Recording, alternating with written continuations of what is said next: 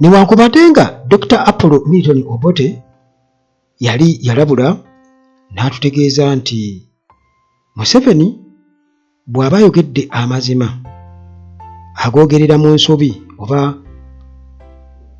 bimusimatuka busimatusi nti amazima yeekanga bwekanze nga naye agoogedde, naye munnange ate bajjajjaffe bamwesiga nnyo, bataata baffe, bamaama baffe, baganda baffe bamwesiga nnyo era bamuwagira nnyo mu lutalo olw'omu nsiko.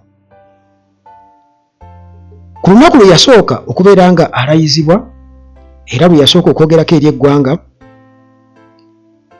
January 1946, inaugural speech ya General Museveni yalimu ebintu ebiwerako.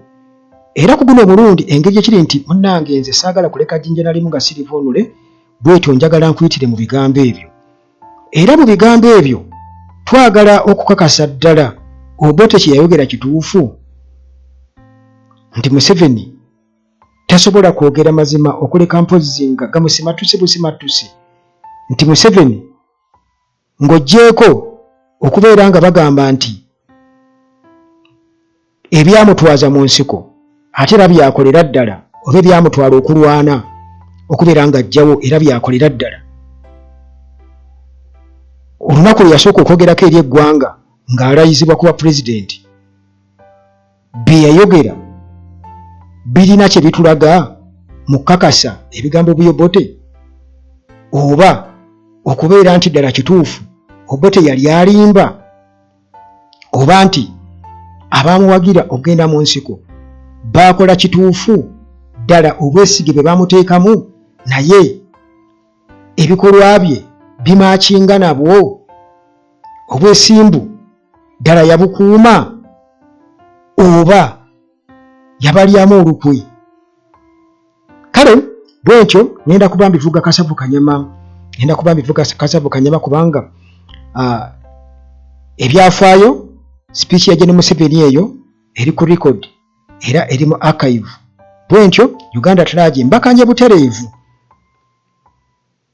ne archive eyo okubeera nga nzijayo ebigambo ebyo ku kimu ku kimu, nzijayo kimu ku kimu.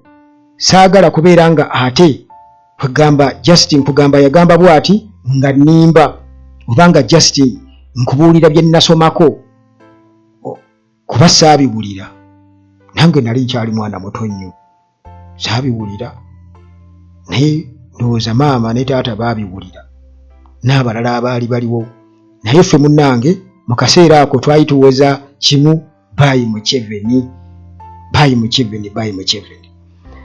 Kakati nga bwe nkutegeezezza nti bino biri mu Lunyaanyimbe era bwentyo ngenda kuba mbivuga Kasavu Kanyama tusobole okubeera nga tubitegeera bulungi nnyo mu nkola yaffe ay'obutayagala kuleka jjinja nalimu nga sirivuunule.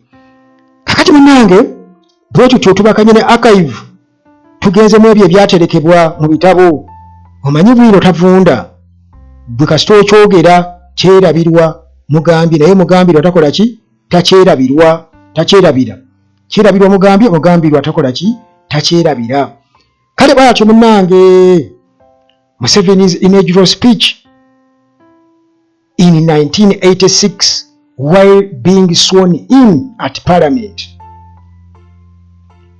Nti okwogera kwa Museveni ng'alayizibwa oluvannyuma lw'okulayizibwa wali ku Parliament 1986. Munnange ndowooza tunaasooka mu ka brief history. We have to give it a background before the actual inaugural speech. So after running over Kampala on 26th January 1986, President Museveni was days later sworn in Uganda's new president after a fierce battle with the Dr. Apollo Milton Obote for 5 years and briefly against Tito Okello Lutwa in 1985. Oluvannyuma lw'okuwamba Kampala 1986 January 26, President Museveni ennaku ezaddako entonotono bwatu munnange n'alayizibwanga pulezidenti wa Uganda omujja oluvannyuma lw'olutalo kafungulankete wakati wa Dr. Apollo Milton Obote amagye ga Dr. Apollo Milton Obote olwakulungulula emyaka 5 mirambirira oluvannyuma mu kaseera katonotono 1985 bwatyo Museveni era obwanga yabwolekeza amagye aga Tito Okello Lutwa.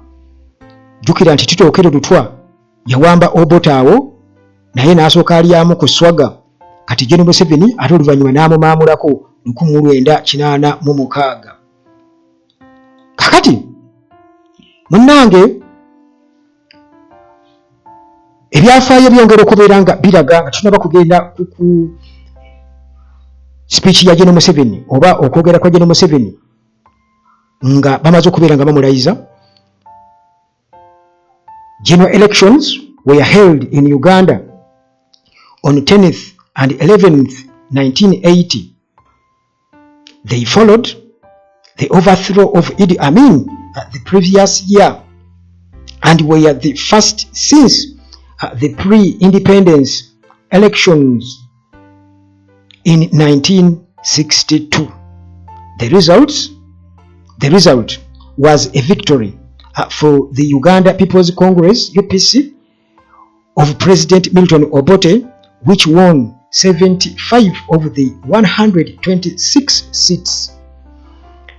Nti okulonda okwawamu kwategekebwa mu Uganda enaku z'omwezi nga 10 n'enaku z'omwezi nga 11 Desemba 1980 era okulonda kuno kwali kugoberera oluvannyuma lw'okujjako Idi Amin omwaka oguyise emabega era nga munnange guno gwe gwali omulundi ogusookera ddala oluvannyuma lwa okuvannyuma lw'okulonda okwategekebwa nga tunaba kwera nga tufuna ameefuga 1962 ebyavaamu okulonda kuno okw'ol1980 bwali buwanguzi era ng'obuwanguzi buno bwali bwa kibiina ekya UPC Uganda People's Congress ekyali kikulemberwa Dr. Apollo Milton Obote era nga kyawangula ebifo 75 ku bifo 126.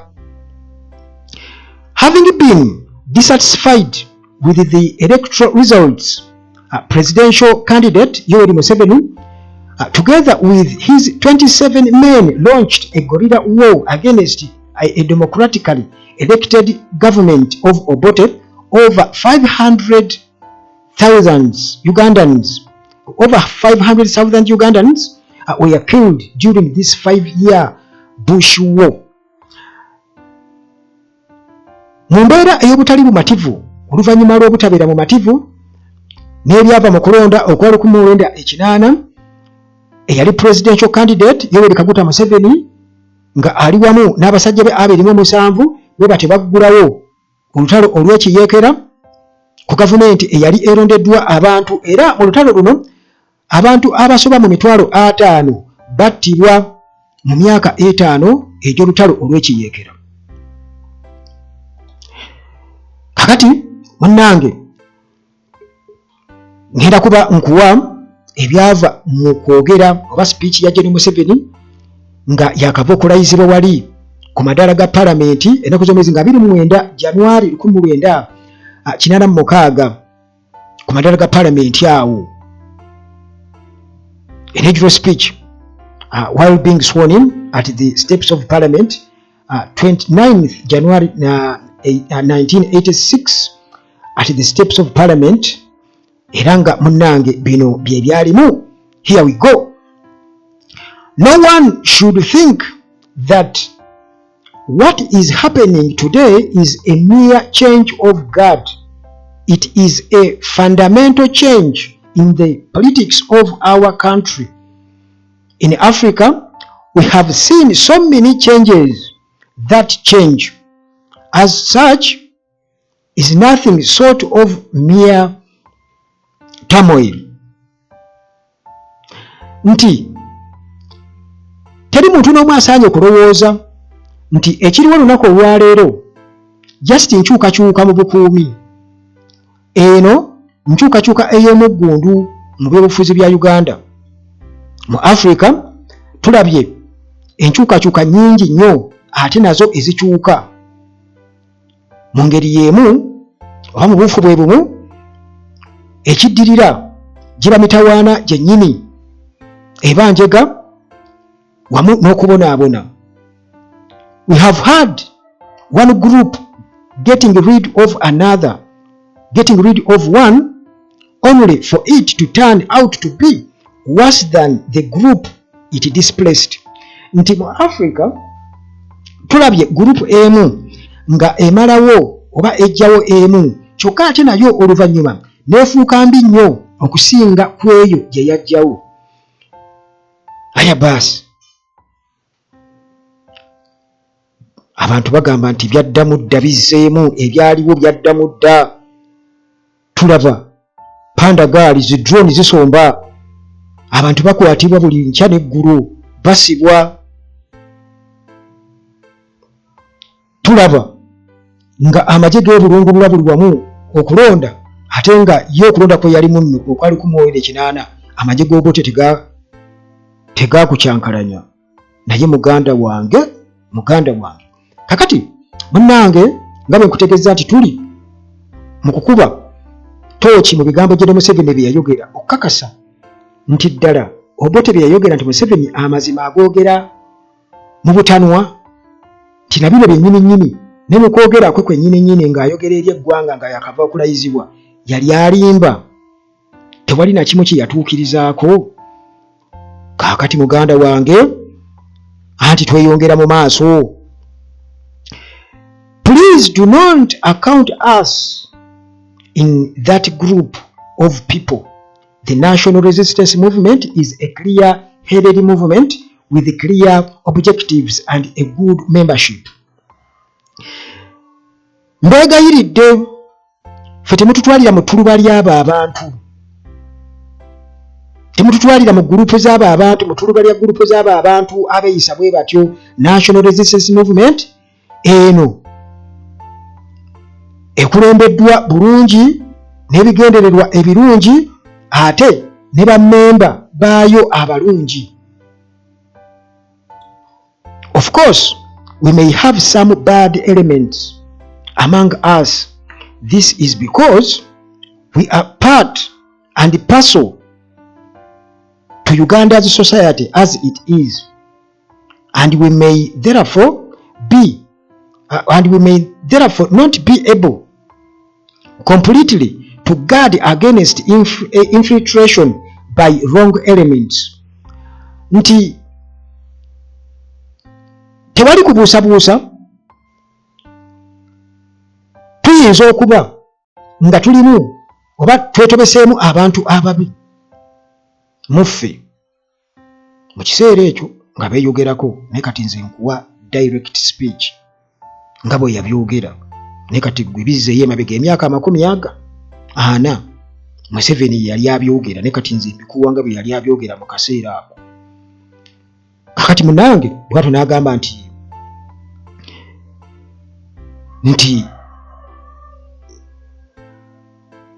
kino ekyokubeera nti beetobeseemu abantu ababi nti kisoboka okubaawo kubanga nabo bantu era bawangaala wamu n'abantu ng'era bwe kiri. Era n'agamba nti n'olw'ensonga eyo bayinza obutasobola 100 ku 100 kubeera nga beewala okubeera nga bayingirwamu abantu abakyamu.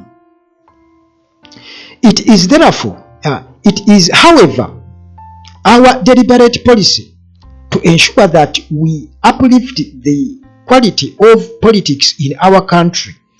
We are quite different from the previous people in power who encouraged evil instead of trying to fight it. Nti ffe omugendo gwaffe gwakakasa nti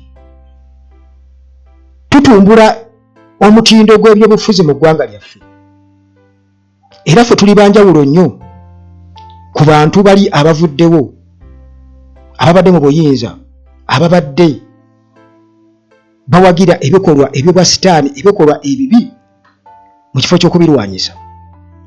Muganda wange Gen. Museveni yatugamba nti mu 2020 bw'anaatuukira tewajja kubaawo kibiina kya byabufuzi kyonna. Tewajja kubaawo kibiina kya byabufuzi kyonna. Era azzenga akakasa nti ebifo ebimu kati ng'ekyo bwa mmeeya akiriyemu amazzi tekikyalina makulu. Azze akakasa nti opposition yonna kati yagigonza dda, yonna ateesa nayo okoleka nope yekyamulinye. Kakati eyo gyo erina kukolebwako n'amaanyi. Era akakasizza nti byonna byonna abisaanyaawo, n'ebyensoma byonna civic education byonna abisaanyaawo, okakasa nti teri bantu bagenda kubeera nga basoma ebyo ebitabo ebyo ebirimu ebibaleetera okwagala okwerwanako. Ebyo tayagala bantu kumanya ddembe lyabwe bwe birikoma. Tayagala. Naye jjukira nti yali ayogera mu inaugural speech ye ng'akakasa nti ogwo gwe mugendo ko balina okubeera nga batambulira. You may not be familiar with our program since you did not have access to it while we were in the bush. So I shall outline a few of its silent points. Nti muyinza okubanga temumanyi ku biki ebiri mu programu yaffe, mu nsonga zaffe byetuteeseteese okubeera nga tuddukanya eggwanga, okuva kiri nti mubadde temubirinaako busobozi kubeera temubifuna kubanga ffe tubadde mu nsiko. Kale n'olw'ensonga eyo kanokoleyo ku bimu ku ebyo eby'omugaso ennyo ebibadde mu kasirise mubimanye. The first point in our program is the restoration of democracy. The people of Africa, the people of Uganda are entitled to democratic government. It is not a favor from any government. It is the right of the people of Africa to have democratic government. The sovereign power in the land must be the population, not the government. The government should not be the master, but the servant of the people. Nti ensonga esooka mu programu y'ensonga y'okuzzaawo demokurasiya. Abantu ba Africa, abantu ba Uganda basaanidde okubeera nga bafugibwa mu nkola eya demokurasiya, mu gavumenti esosowaze demokurasiya. N'olw'ensonga eyo gavumenti ebeera teyamba bayambi, wabula ddembe lyabwe bange ng'abantu ba Africa okubeera nga batambulira mu gavumenti eya demokurasiya. Era nti ekitiibwa ky'abantu n'amaanyi n'obwetwaze mu Africa be bantu, so si gavumenti. Era gavumenti terina kubeera master, wabula erina kubeera servant eri abantu. Gavumenti terina kubeera kiboosire, erina kubeera nga eweereza bantu. In our liberated zones, the first thing we started with was the election of village resistance committees. My mother, for instance, cannot go to parliament, but she can surely become a member of a committee so that she can make her views heard. We have therefore set up village Muruka, Gomborola and district committees. Nti mu bitundu bye banunudde bakakasizza nti batandise n'okulonda okw'ebyalo resistance committees. Era naawe ekyokulabirako nti maama we Museveni yawe ekyokulabirako nti maama we tasobola kugenda mu parliament, naye asobola okakasa nti abeera memba owa komiti ey'ekyalo, era ebirowoozo bye n'ebigambo bye ne biwulirwa. kati n'ategeeza nti n'olw'ensonga eyo bamaze okuteekawo obukiiko ku byalo ku Muluka, Gombolola ne district. N'agamba nti later we shall set up a national parliament directly elected by the people. This way, we shall have both committee and parliamentary democracy. We don't want to elect people who will change sides once they are in parliament.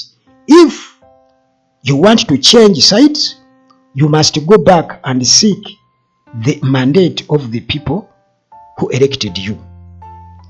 Nti oluvannyuma nga bamaze okubeera nga baseetingwa obukiiko obwo obw'oku byalo, Muluka, district, bagenda kubanga baali bakugenda kubeera nga balonda abakiise mu parliament, era nga abantu abakiise abo balondebwa bantu, era n'ategeeza nti kati awo tujja kuba ne committees ziri kutandikira ku byalo paka ku district, ate olwo tufune parliament kati tubeere nga tulina committee and parliamentary democracy oba democracy. Era n'agamba nti tayagala bantu, tajja kwagala bantu bakyusa sayidi mu parliament. Nti bakulonze ate gwe okyuke otuke mu parliament okyuke, obadde wa NRM ogende mu UPC. Era bwe bayagala okukyusa olina okuddayo mu bantu bo ne bakuwa olukusa abo abakulonda. Naye nga tetunaba kugenda waawo, tusooke tuddeyoko ku bukiiko buno obw'ebyalo, ak'ekyalo, Gombolola, district, kati ndowooza essaawa eno yeri ne RDCs. Naye tulaba nti okuva ku LC1 offices ezo batugamba nti NRM erina emirandira, structure yaayo bwe yasimba emirandira ku ground, nti byonna nga bwe babyogeddawo offices ezo zonna zifavoringa NRM. Era bo bakakasa nti eyo structure yaabwe gye baseetinga, wabula baali tebaseetinga structure egenda kuganyulwa muntu oba n'abalala bonna ab'ebibiina by'ebifuzi ebirala. Baali baseetinga kintu kyabwe, era ne kitegeeza nti bwe twogera ku demokrasiya oba abantu okwesalirawo, awo kitegeeza nti babeera bamulinnyiridde, babeera tebamutuukiriza.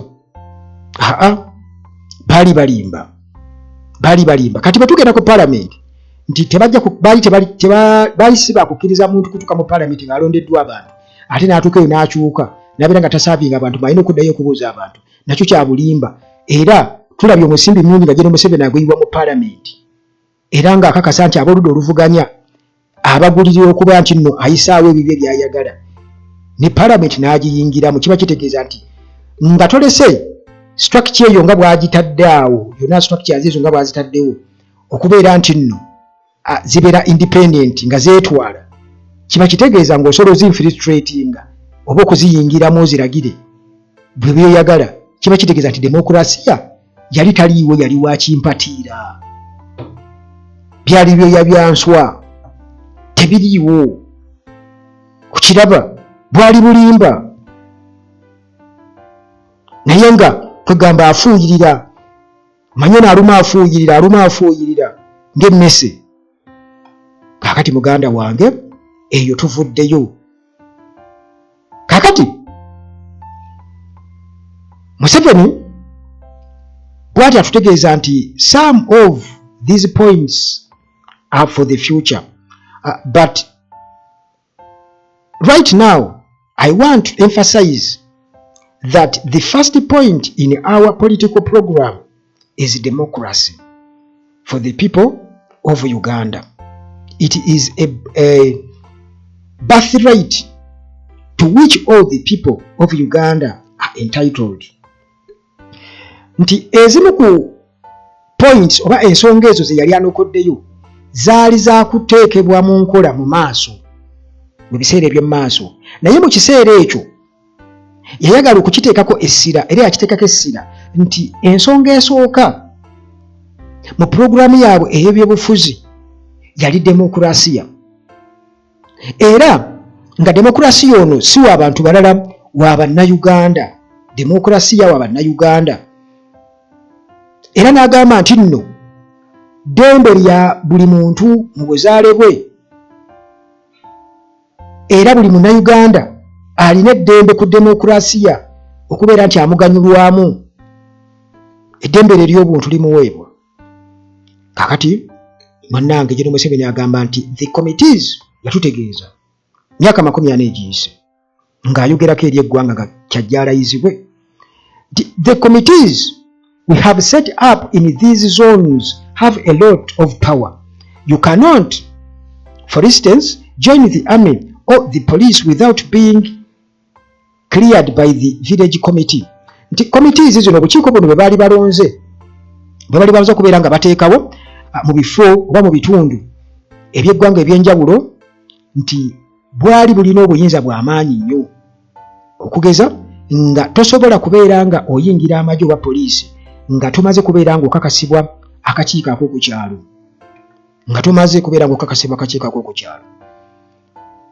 You must get a recommendation from the people in your village to say that you are not a rogue.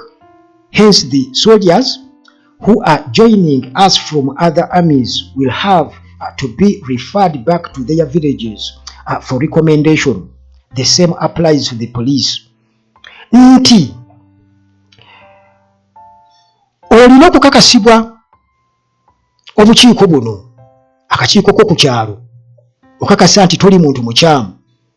Era n'agamba nti nabwe kityo n'abo abasirikale abaali babaddeko abasirikale okuva mu magye amalala Amini Obote Ntwa nga baagala okubeera nga beeyunga ku ggye erya NRM bwe batyo baali balina okubeera nga ate baddayo ku byalo okubeera nga bakakasibwa bafuna recommendation era nga kyekimu kyekyali kirina okubeera nga kikola ne ku poliisi. Kati mu ngeri eno awo tunuulira olabe nti General Museveni akimanyi nti bangi nnyo baali mu magye era nga talina ngeri gy'ayinza kubanoonyaamu oba oliawo mu magye ga Amini, mu magye g'Obote, mu magye ga Lutwa. Kakati olwo ayagala bonna okubakuŋŋaanya abaali mu poliisi, abaali mu magye aga Amini, ag'Obote, aga Lutwa, bonna ayagala okubakuŋŋaanya kubanga yali amaze okubeera nga akitegeera bulungi nnyo nti bano baali bayinza okubeera nga bamufuukira akayinja mu ngatto.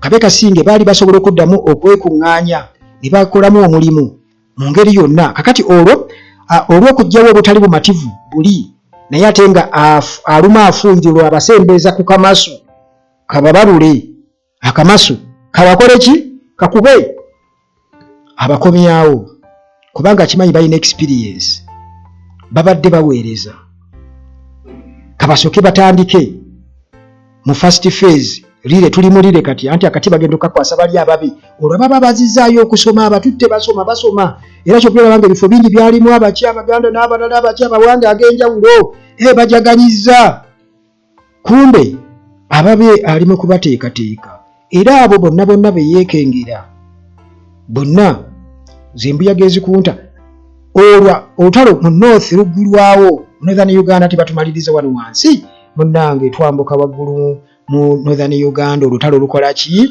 lutandika kati bannaffe abo abaakomawo ne boolekera amambuka okulwana ate balusimatuka bali bameka baliwo awo gwe munnange nze naawe ffe tuyinza okwewa ansa kinoonyerezeeko kubanga tekisi kyakukaaya n'ekyo kaakati munnange General Museveni bw'atyo ng'agamba nti suppose for instance that you want to recruit bino sigenda kubigendamu nnyo kuba naye yali ategeeza nti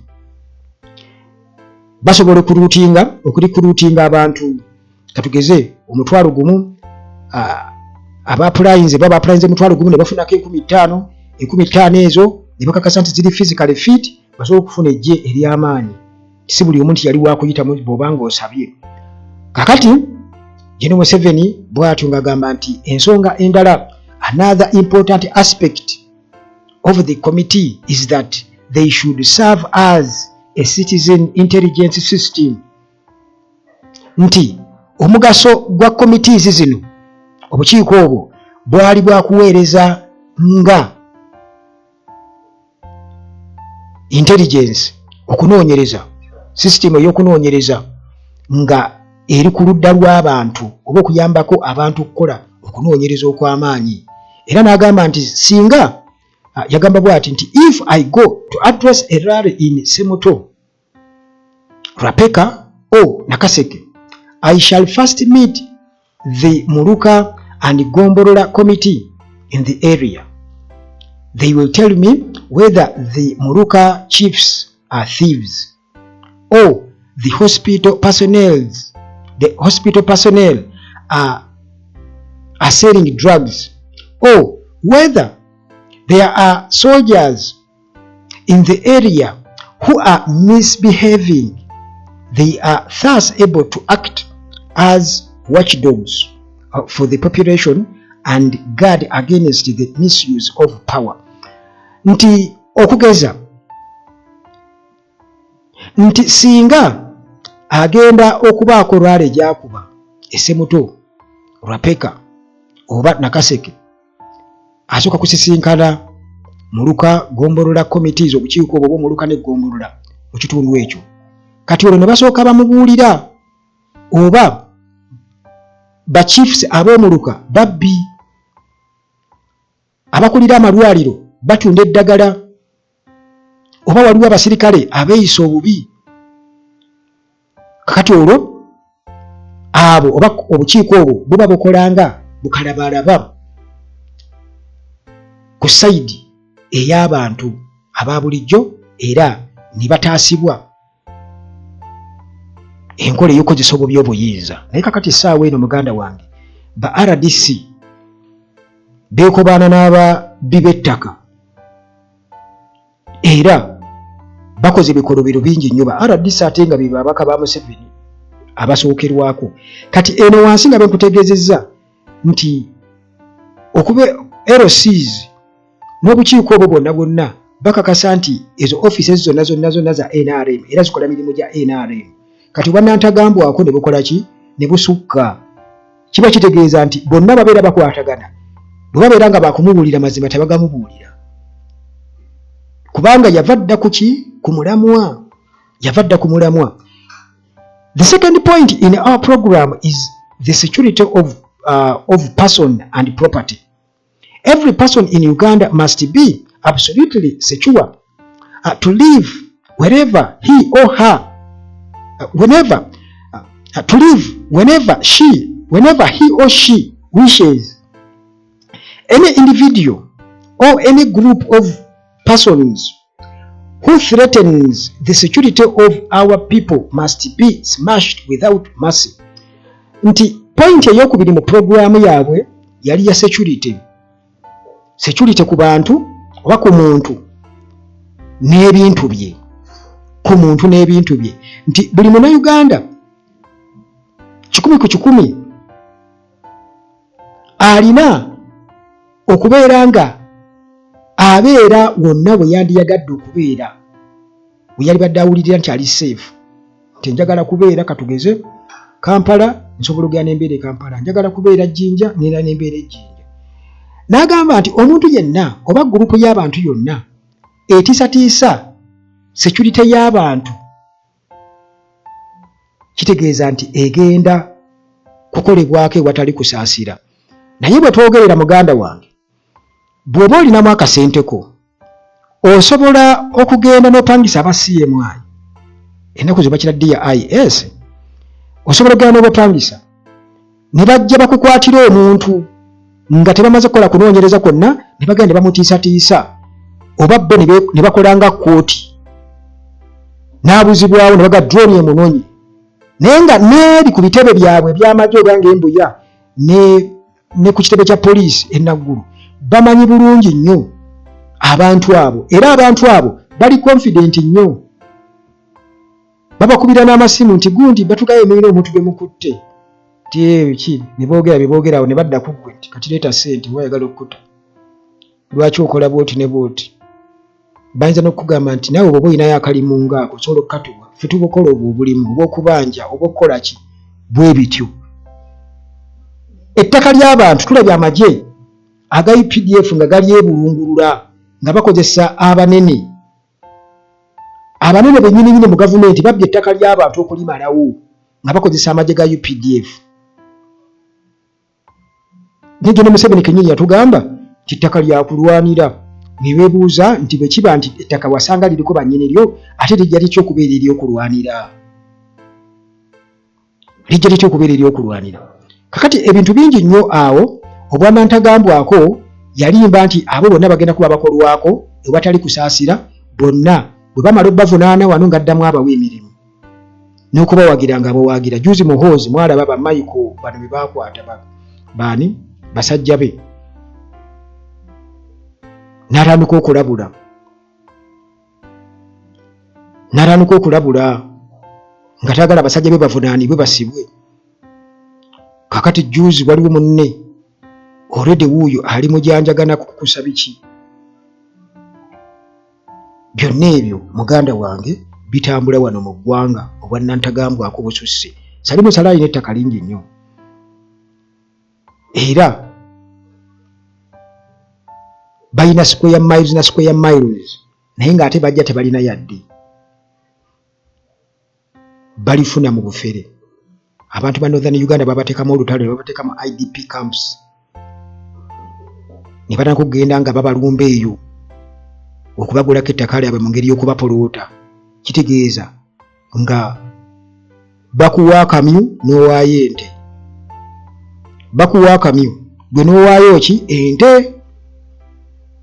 Ebyo byonna bwe biri bigenda mu maaso, era mu myaka 40 gano bye bintu munnange bitukoze eki bitufunye. Kati bwe twogera ku nsonga ya security,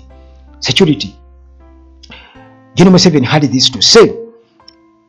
Agamba nti the people of Uganda should only die from natural causes that are beyond our control, but not at the hands of fellow citizens who continue to walk the length of breadth and our land freely.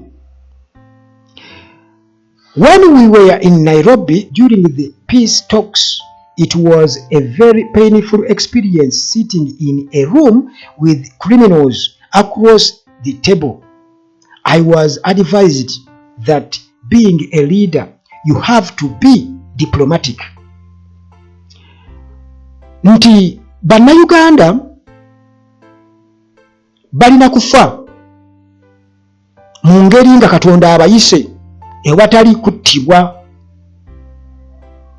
era nga ekyo kiba kitususseeko nti kati omuntu alwadde oba afudde oba accident kale, naye nga kitususseeko tetulina kyakikolera netumusiibula bwe tutyo.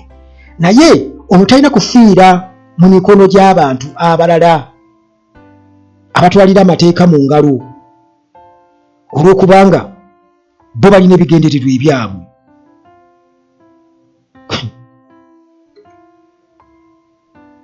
Katugeze singa Muhoozi yafiira, singa Eddie Mutwe yafiira mu basement ya Muhoozi, nga Muhoozi amaze posting ebifaananyi, abantu bangi bafiiridde mu Torture Chambers, batugamba ne babasuula mu acid nga tebalinaako mayitire bangi.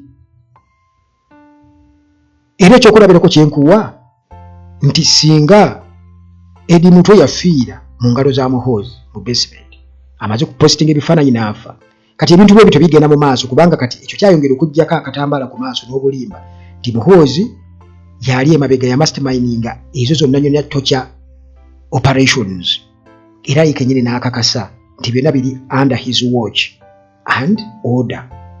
Okitegeera? Naye General Museveni wali yali ayogera nga yakava okulayira ng'atugamba ebyo byonna.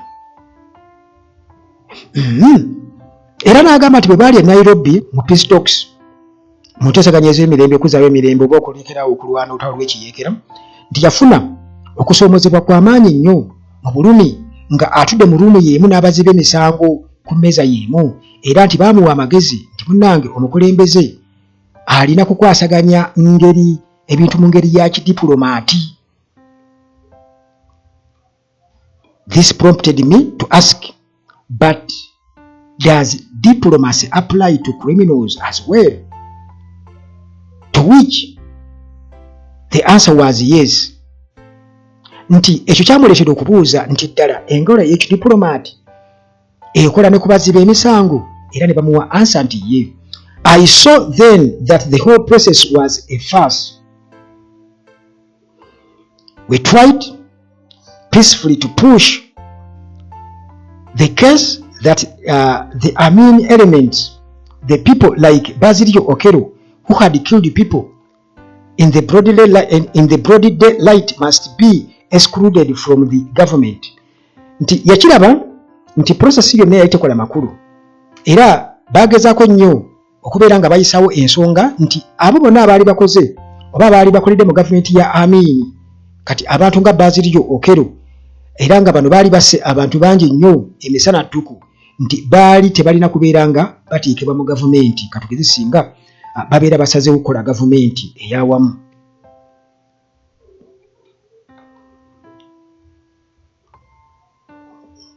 Gen. Museveni yagamba kennyini nti gurupu ya Kyagulanyi erina kumalwawo bumalwa, era ne batandika okubeera nga basindika drone nga zisomba abaana. Temwerabira. Kitegeeza naye afuuka criminal. Kubanga Basilio Okero Lutwa yali assa abantu broad daylight, misana ttuku ng'abantu balaba. Museveni naye kyakoze.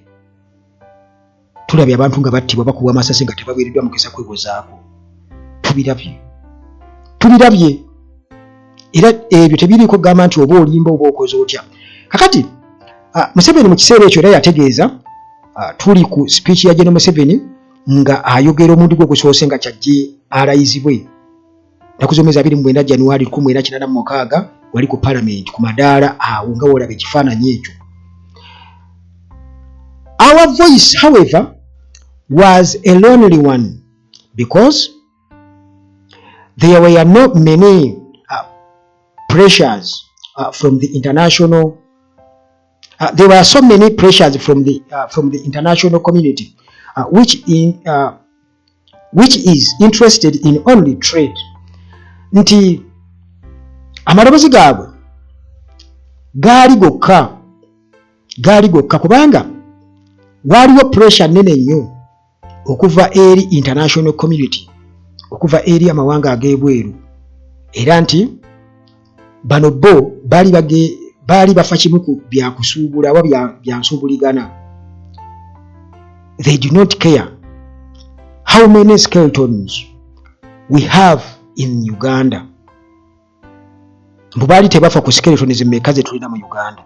Naye jjukira ti Gen. Museveni yali agenze mu nsiko nga twakava mu kalulu, abantu kye bajje balonde gavumenti yaabwe era bagirangiridde nga Gen. Museveni bwe bamulangirira bulijjo. Museveni n'asalawo agende mu nsiko essaawa eno nga abagezako kikola babeera bakoze kivve nnyo.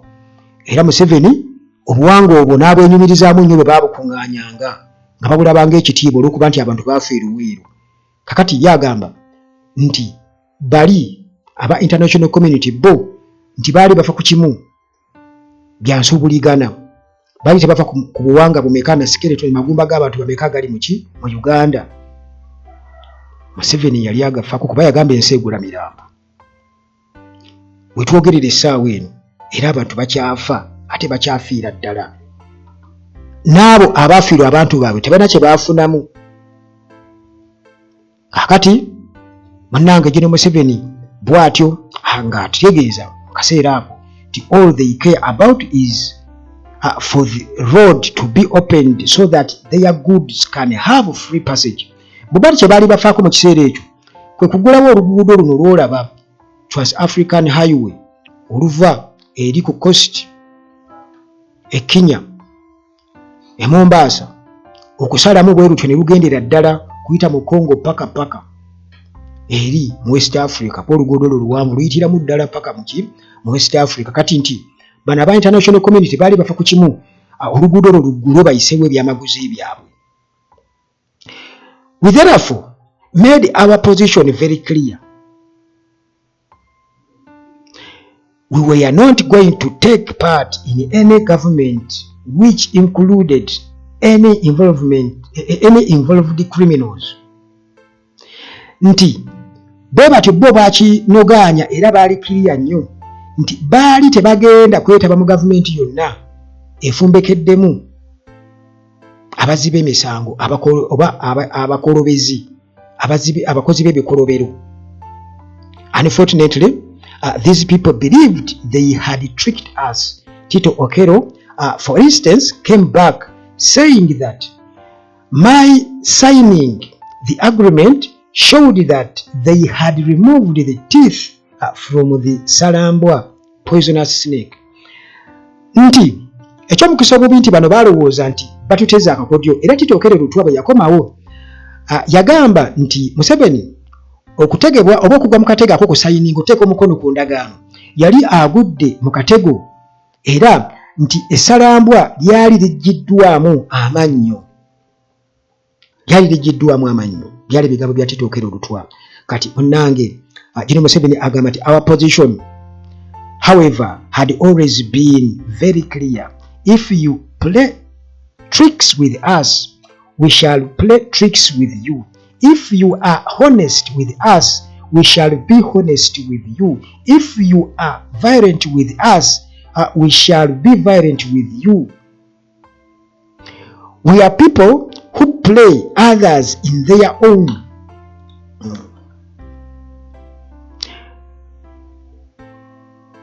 We are people who play others in their own currency. We are people who pay others in their own currency. We are people who pay others in their own currency, and we never use cowardly tactics. Kati bwatyo General Museveni ngagamba nti munnange bw'osalawo okubeerawo amazima gye bali nabo bajja kubeera amazima gy'oli. Bw'osalawo okubeera ow'effujjo gye bali bajja kubeera bafujjo gy'oli. Era bwatyo n'ategeeza nti bo bantu abaali basasula abantu mu kika ky'essente kye baba sasuddemu nti bw'obawa essente ez'ekikaka tugeze $, bakusasula mu $, nabo bw'obawa mu Japanese yen bakusasula nabo mu Japanese yen. Mu ngeri efaanaganako bwetyo kye yali ategeeza nti gwe kyojja nakyo mu ango gyojja nabo gye bakola ki gye bakukubira. Kakati bano baali babatrikinze Tito Okello Lutwa n'ajja n'atandika okwewaana nabo ne bakola ki nabo ne basalawo ti okay kale kazikole ki kazaake. Kati bw'ati agamba nti when I was in the bush I had a lot of pressure from people who said that we should assassinate people like Obote, Mwanga and Basilio. Nti bwe baali mu nsiko baafuna abantu bangi nnyo ababagamba nti bandibadde batta abantu nga Obote, Mwanga ne Basilio, bandibadde babatta. Kakati Museveni bw'atyo n'atutegeeza ng'agamba nti I disagreed because I urged that when you assassinate people like that, you turn them into martyrs and heroes. Nti botta abantu mu ngeri efaanaganako bwetyo kiba kitegeeza nti obeera obafudde abajulizi era abazira. What you need is to develop enough strength to enable you to sweep that kind of garbage to where it belongs. Nti gwe kyolina okukola olina okukuŋŋaanya n'ag'omu buto okusobola okubeera nti abantu ng'abo obeera n'obateeka ku kasasiro gye bagwana okubeera. On the dung heap of history, why should anybody bother to kill small people like Basilio? You may kill Basilio Okello, but you will be left with many Basilios, with other Basilios. Nti mu byafaayo lwaki omuntu yenna yandibadde afaayo nnyo okutta abantu abatono kati nga Basilio? Tigoyinza okutta Basilio omu, Basilio Okello omu n'omutta naye ba Basilio ate n'osigaza bangi nnyo. Kati bw'atyo n'agaana. Kakati agamba nti security mu Uganda, security of the people of Uganda is their right and not a favor bestowed by any regime. No regime has a right to kill any citizen of this country. Nti security ku bantu b'eggwanga Bannayuganda dembe lyabwe wabula si kuyambibwa regime. Tewali regime yonna erina ddembe kutta munnansi yenna. Akozesa ekigambo citizens, yakozesa ekigambo citizens. Teri regime, kuba regime esobola okubeera ey'abagwira, esobola okubeeramu abagwira, naye terina kubeera ng'etta bannansi nga bwe kiri kati. Ate era baba tebatuyamba buyambi nga bwe batugamba, kuba kati essaawa eno beefuula nga abatuyamba. Museveni kennyini agamba nti abantu be bamwegayirira mbu abeere yeesimbewo, kitegeeza nti alinga ayamba obuyambi. Yava ku bye yakola ki? Bwe twogerera essaawa eno balinga abatuyamba obuyambi, naye ate nga tekirina kuba bwe kityo. Bannayuganda mulina okukimanya, tebalina kubeera nga batuyamba buyambi. Era n'ekyo kyennyini kyayogera nga bwe yakyogera mu kiseera kiri kyandibadde bwe kikola essaawa eno, naye kakati essaawa eno balinga abatuyamba obuyambi, bali mu kutuduulira mu buli wamu. Era teri regime yonna erina kutta bannansi, so nga essaawa eno Museveni yeewerera kubamalawo. Muhoozi ayagala kubatwala mu danjonize eyo wansi mu basement, atandike okukuba nga bw'asanyuka nga yeebowa. Era n'agamba nti teri yadde n'omusirikale alina okukuba omuntu yenna ku road block. Naye abasirikale ate empi baziyisa mu basirikale bannaabwe ba poliisi aba traffic tubalabye. Kakati bw'atyo n'agamba nti we make it clear to our soldiers that if they abuse any citizen, the punishment they will receive will teach them a lesson. As for killing people, if you kill a citizen, you yourself will be killed. Ebbanga lyonna Museveni agamba nti abasirikale babagamba nti singa otta munnansi ekibonerezo kyojja okufuna kigenda kuyiriza lesson. Singa okuba munnansi kibonerezo kigenda kukuwa, naye singa ate otta munnansi kitegeeza nti ekibonerezo nabwe kyakukutta. Essaawa eno basirikale bameka mu myaka 40 be baakatta nga bassa abantu mu bugenderevu? Waliwo abakubye nga amasasi mu bantu mu bugenderevu? Waliwo abakubye amasasi mu bantu mu bugenderevu? Mu biseera ebbanga lyonna omusirikale gwe kasita akukuba essasi ekyekowolereza kibe kimu, abadde anzijjako emmundu era awo towoza. Museveni musirikale ki gwe baali bakutte wano nti akubye bannansi amasasi, naddala nga abadde katugeze baakubye ba opposition ne bamuvunaana? Tubalabye mu campaigns nnyingi nga bakuba abantu amasasi ne bugguluneedi. Aliwo gwe baali bavunaanye? Tewali. Wano mu kulonda okwa 2000 mu campaign za 2020 abasirikale bajja mu Kampala nga bambadde leeya ne bakuba abantu amasasi ne muzaakedi bonna. Waliwo baaleeta, kubanga bwe baba bakolese kukuba beekalakaasa n'okuba amasasi mu akeedi, waliwo gwe baakwata, basobola okukwata kamera zaakwata emmotoka ezaayita ebipiira n'ebirala, ne tezasobola kukwata abo bakuba amasasi mu zaakeedi. Abatta abaana abato abaali bazze okulaba kiki ekigenda mu maaso, bonna abo aliwa gwe baali bavunaanye? Oba gurupu y'abantu eyo yabulirawa?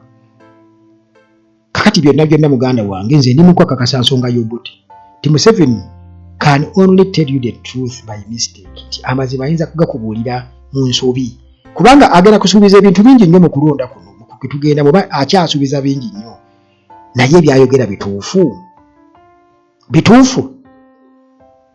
Nkugambye ndi mu kiseera ekyo Museveni bwe yajjira nange nali nkyayimba Bayi Museveni.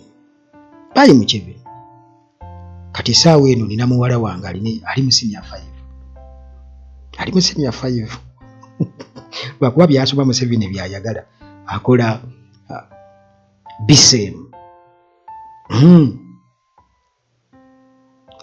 Naye tebereza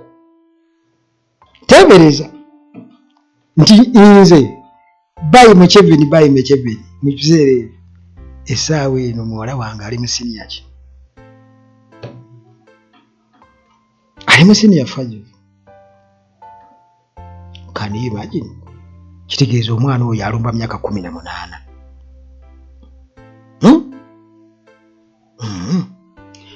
Kakati munnange Museveni yayogera bingi nnyo byesigenda kubeera nga ate nnyongerako kubanga speech yali ekyeyongerayo. Yayogera naye ndowooza kanyongereyoko katono kubanga nina point. Yagamba nti during our struggle we executed 5 soldiers of the National Resistance Army for killing people in Bulemeezi, Ngoma and Fort Portal. One of these soldiers had killed a doctor in order to steal his money.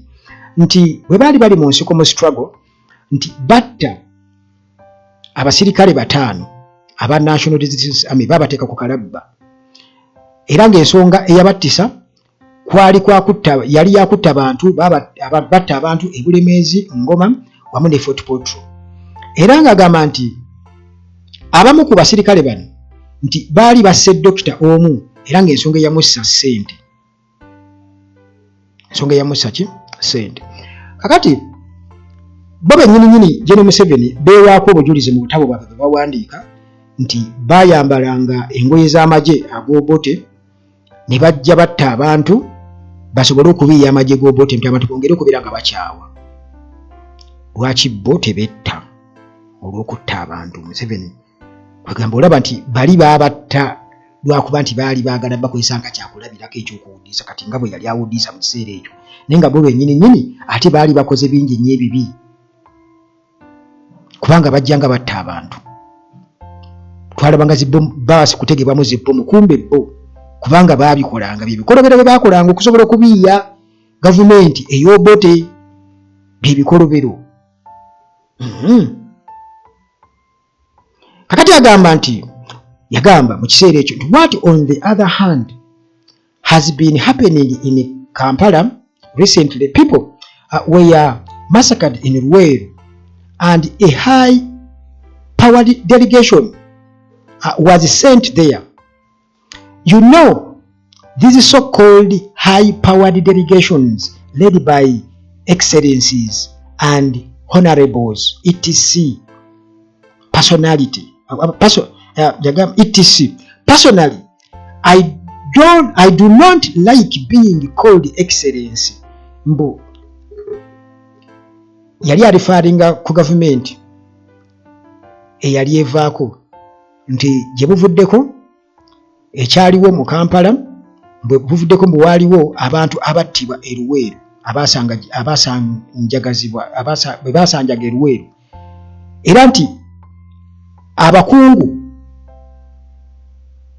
mu bitiibwa byabwe ne basituka ne bagenda e Luweero, era ng'agamba temumanyi abo abeetwala okuba nti b'amaanyi nnyo babitiibwa ba excellencies ba honorables etc. Era nagamba ye tayagala kumuyita excellency, agezaako okweteeka ku level y'abantu afiitinge mu kimu biseera ebyo. Naye okwegulumiza okuliwo ebbanga Museveni lyamaze mu buyinza,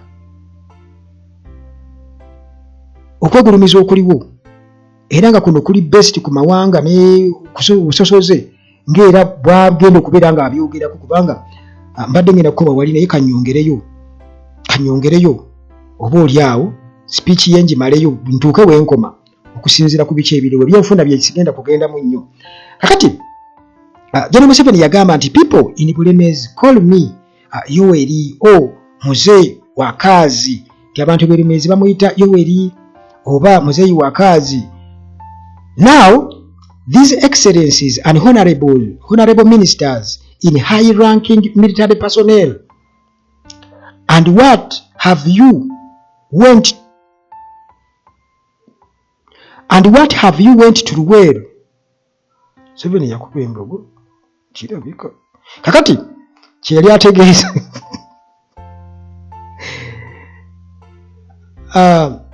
can you imagine what they did? We were told they had transferred a person who had killed the people in Luweero to another station. Can you imagine? Museveni yakubamu embogo Samuel naye katugireke. Kakati kuba bino babiwandiika nga bwe yabyogera. Kakati bunange General Museveni ng'agamba nti abo ba excellence oba delegation abakungu be basindika okugenda ba honorable ministers abali mu bifo ebyabaggulu ennyo be basindika okugenda ebulemeeze bagenda eruweero mbu bwe batuuka eyo ne bafuna amawulire oluvannyuma mbu kye baakola nti omuntu eyali assa abantu eruweero mbu ate baamukyusa bukyusa ne bamutwala ku sitationi endala. Omuntu yali assa abantu eruweero baamukyusa bukyusa ne bamutwala ku sitationi endala. Ne wano tulabye e Uganda tulabye abantu kwegamba kati ng'oggyeko abasirika bakanyamunyu bonna bonna batta abantu ne beebuzaabuzaawo ne babasiba ebyo babasibye. Tulabye abantu nga erweru natta abantu era erw'enzuluulu era naye Jeni Museveni n'amukuza bukuza. Muhoozi byakola kati essaawa yakakati taata we tanyega n'ebintu ebirala bingi nnyo kati talinaawo kyakwewolereza kyonna nti ebyaliwo byonna byonna byonna ate n'abantu b'eruweero ye yabattamu nabangi nnyo n'okusinga oyo gwayogerako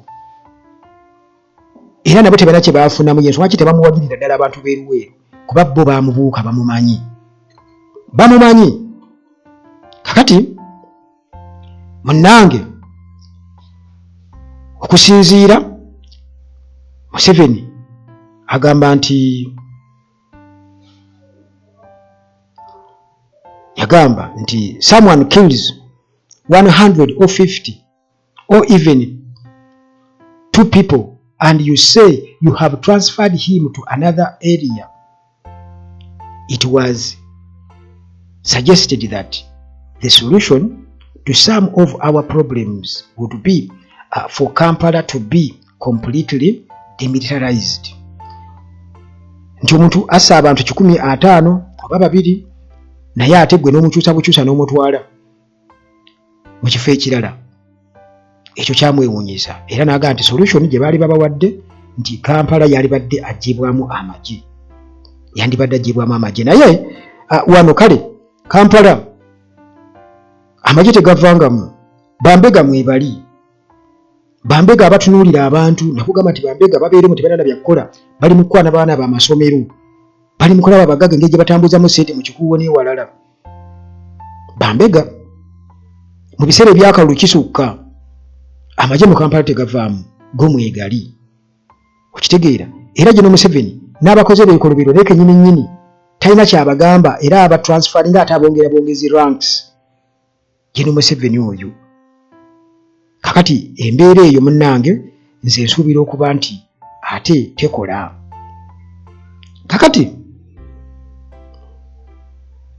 bingi nnyo bye yayogera Jeni Museveni naye mpulira nga nali yagadde enkome wano. Kakati ayogera ku unity, case of unity. Katundu tusembeyo n'ekyo. Museveni wano yawa ekyokulabirako ekimukuba essaawa zino. Yali ku palamenti wennyini wayimiridde n'oluguudo oluli awo lwali lufu nnyo. Kati agamba yali ayogera ku unity. Naawe ekyokulabirako n'agamba nti take the road from here parliamentary building to Republic House. The road is so bad that if a pregnant woman travels on it, I'm sure she will have a miscarriage.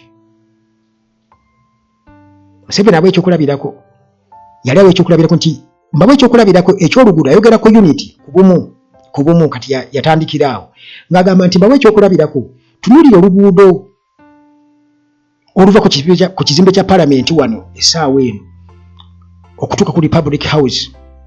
N'agamba nti oluguudo lubi nnyo nti omukyalo w'olubuto singa aba alutambulirako oba nga bamuvugirako asobola okuvaamu olubuto. Ebigambo ebyo byawukaana ebya Robert Kyagulanyi Ssentamu. Abantu ebyo boogerako bannange enguudo embi mu Kampala n'ebirala. Museveni ebiseera ebyo ayogera. Naye yali awa kyakulabirako nti yakireeta bw'atyo naye ate yali alina kyategeeza kirala naye nga yawa ekiriwo live example nti oluguudo lwali lubi. Kakati n'agamba nti now does that road harm only Catholics or spare Protestants? Nti oluguudo olwo lukosa bakatuliki bokka ne luleka abaprotestante Is it a bad road only for Muslims or not for Christians? Nti oluguudo olwo lubi lwokka eri abasiraamu naye nga abakristaayo bo terubakosa? Or for Acholi, not for Baganda? Oba nga oluguudo olwo lubi eri Abacholi naye nga Abaganda bo balyokke nalwo nga dulu bayisa bulungi bwe balutambulirako tebapulira binnya? The road is bad and it is bad for everyone. Nti oluguudo lubi era lubi eri omuntu yenna. Gavumenti mbi, regimu ya Museveni mbi era mbi eri buli Munnayuganda yenna. Eri buli Munnayuganda yenna. Bwe tukisika ekyo kye yali ategeeze ntukireeta wano tukizza wano nti oluguudo lwe lubi yenswala kigomala gawagira naye nga naawe kenyini embeera yeemu obwavu bugenda kukuluma kyekimu. Enguudo embi abaana bo tebajja mu byalo eyo. Oyinza okuba nga ababo oli mugagga osobola okubasomesa naye Ababaganda bwe basomye nabo balina access kubabo gye basomera ku scholarships n'ebirala tekiriiwo. Tebalina ssente zibasomesa mu international schools oba batwala mu masomero ga bbeeyi kusoma tebasobola. Kakati ojjagenda okwesanga nti fraction y'abaana bo ntono nnyo ku kika kyammwe. Kitegeeza nti muganda wange okotakota mu gaalumondi.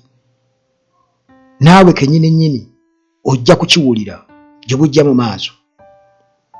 Abaana bo banaasobola okusomeseza bazzukulu bo mu masomero ago gwe gy'osomesezza bo, kubanga katugeze nze mu biseera ebyo muzeeyi wange yangamba nti yasomera kwa Aga Khan. Jjajja omusajja yabasomeseza kwa Aga Khan bo. Era nga boogera oluzungu lwabwe bulungi ate nga tebaasoma genda wano.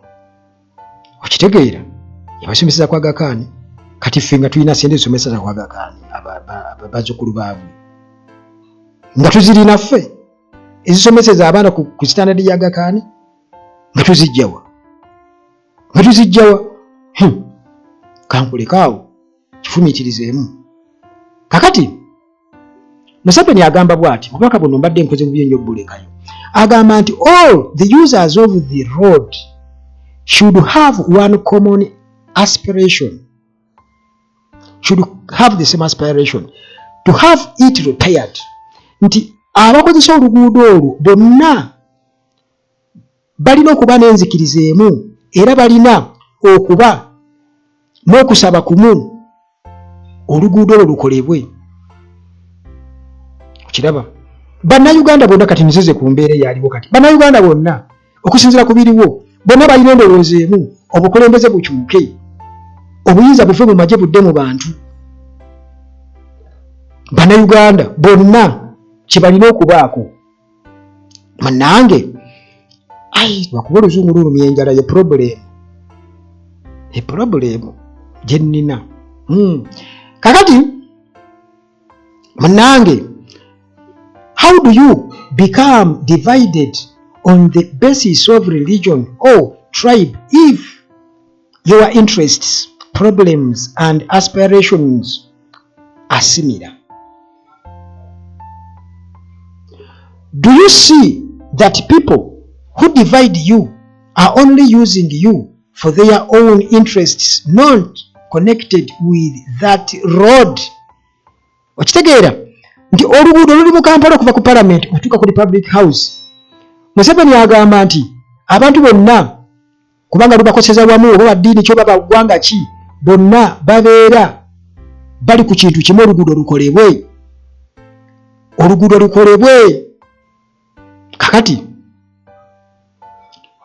bw'atyo ng'agamba nti kati kijja kitya okubanga essaawa eno abantu mutandika okweyawulamu nga musinziira ku madiini oba tribe zammwe oba ebigenderwamu ebyenjawulo. Kakati bw'atyo n'agamba nti ebizibu wamu n'ebyo ebyetaago byonna bifaanagana. Era n'agamba nti gw'olaba abantu abakozesa oluguudo olwo basaanye okubeera nga beeyawulayawula, nti abantu ababaleetera okuba dividing oba okubakyamya okubajja ku mulamwa babakozesa lwakuba bo balina ebigendererwa byabwe era tebiri connected ku luguudo. olwali lulimu ebinnya mu biseera ebyo. Essaawa eno abantu abali mu gavumenti n'ab'eŋŋanda zaabwe be mulaba ku mutimbagano era be bakomenti nga buli wamu nga bavuma nga bakakasa nti Museveni for life, kubanga bo already bali mu kunywa, bali mu kubeere bayonka olw'ebigendererwa byabwe nga bo, naye tekijjawo oluguudo lubi, tekijjawo byanjigiriza mbi, tekijjeewo bintu birala byonna bigenda mu maaso mu bukyamu mu ggwanga lyattu Uganda. Kati kitegeeza tebalina tujja ffe ku common interest yaffe, ffe tulina kubanga twaspiringa kubeera nti oluguudo olwo lukolebwa, Uganda enunulwa.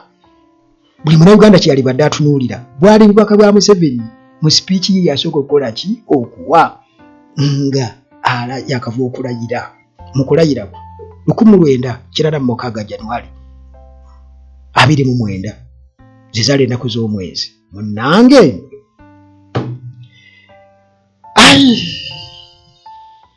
kakati bwatyo munnange atugamba nti abantu abagala okutwawulayawula oba abantu abagezaako okutukyamya bo ebizibu byaffe ebintu byabwe tebikwatagana na luguudo olwo. Kati gwe enguudo mbi mu Kampala zonna ziri ziti, amalwaliro mabi, amasomero gonna gali gati aga gavumenti, naye bannaffe baali mu mayumba malungi nnyo, abaana be basomera mu magundi bajjanjaba bweru wa ggwanga, bakola batya, batujja ku mulamwa, temusaanye kwekalakaasa. Mu Uganda kati olumbu kyenji yaki biki bye batera okubeera nga batugamba. Munnange Yoweri Museveni agamba nti they are simply opportunists who have no program and all they do is work on cheap platforms of division because they have nothing constructive to offer the people. Kitegeera nti bwekityo bwe kiri mu kiseera kigenda Museveni avumirira abantu abagezaako kubeera nga bo beefaako bokka bekkusa bokka, era nga boolaba bwe baagala okubeera nga bakidayivaatinga kati olwo baakikyusa, baagala okubagamba nti mukwegaggawadde nnyo, abo bali mu kwegaggawaza mwe mubaliko, naye bo bano be mugamba abeegaggawaza kakati ate mmwe abagamba nti bali beegaggawaza mmwe ate obugagga bwammwe buli butya emyaka 40 kakati. Era propaganda y'omu yoyo gwe bakozesa essaawa eno nti programu zaabo essaawa eno abalafubanira enkyukakyuka nti nga basinzira ku cheap platforms okubeera nga babaawulayawula nimbu tebalina kintu kiri constructive kyakubawa. Ekintu ekiri constructive kyeki? Kyekintu ekisobola okuvaamu amagoba, ekisobola okugasa mu biseera eby'omu maaso, ekisobola okugasa gwe ne muzzukulu wo ne mutabani wo. Essaawa eno tugenda mu buddu obw'ensiba abasajja bwe batutegekera, gweosuubira okuba nti bali constructive, gweosuubira okuba nti bali constructive. Jjukira nabawakwano ku mboozi ne kugamba tebalina abaana be baaluza, bagula amagi ne bagaaluliza mu bantu abalala nga babawadde ssente, abaana abo babatwalawa, ekyokubasalamu ebiwowoolo n'ebirala kiri awo. Naye ate muganda wange